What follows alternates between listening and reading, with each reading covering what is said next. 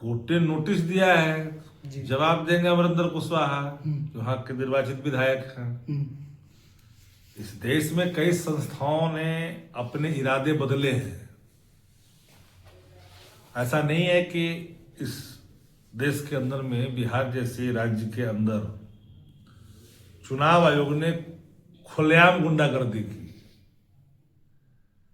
लोकतंत्र को मजबूर कर दिया और मशीनरी तंत्र को ऊपर कर दिया। चुनाव आयोग ने चुनाव लड़ा, मशीनरी तंत्र चुनाव जीता, किसी ने संज्ञान लिया?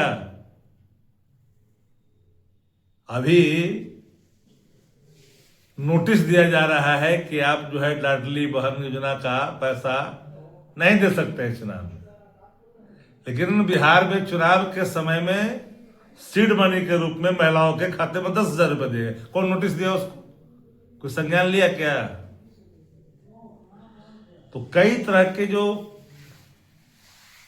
न्याय प्रणाली है ना, उसमें कई चीजें खुल करके आ गई है। अब तो जाति धर्म को भी ध्यान में रख कर करके कई चीजें स्थापित की जाती है। राष्ट्रीय जनता दल पीडीए के विचारधारा में विश्वास व्यक्त करती है। सामाजिक न्याय, धर्मनिरपेक्षता, समाजवाद, पिछड़ा,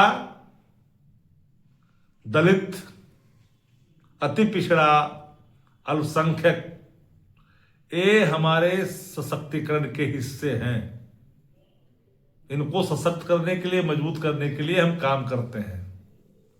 प्रगतिशील सोच, प्रगतिशील विचार के लोग भी अगर पीडीए एम्पावरमेंट के दिशा में अपना सहयोग देते हैं तो उनका भी हम सम्मान करते हैं। लेकिन मूल जो हमारी लड़ाई रही है, जो लांछित है, वंचित है, उपेक्षित है, हाशिए पर है, शिक्षा से, चिकित्सा से, रोजी से, रोजगार से अंतिम पंक्ति में है, उसे मुख्य धारा में लाना हमारी पहली प्रायोरिटी है। चुनाव हार और जीत लोकतंत्र में होता रहता है।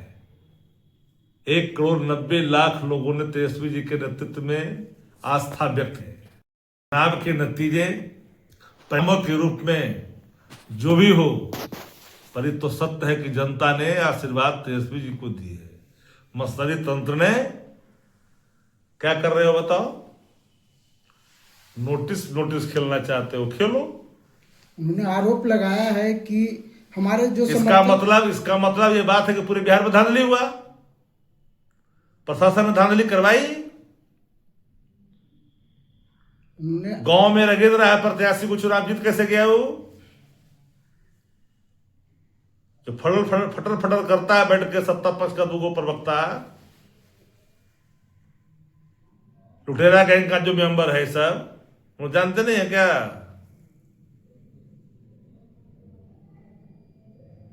कौन क्या शब्द बोलेगा? सृजन पर कोई टिप्पणी किया है आज तक? सेंटर होम जैसे घिनौने चीजों पर कोई टिप्पणी किया?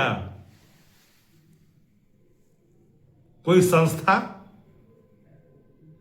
खोज किया कि मेन कल्प्रिट कौन है? अब बचा कहां है भैया? हर कोई डरा हुआ है, हर संस्था में बैठा हुआ लोग डरा हुआ है। जस्टिस लोया तो उदाहरण है।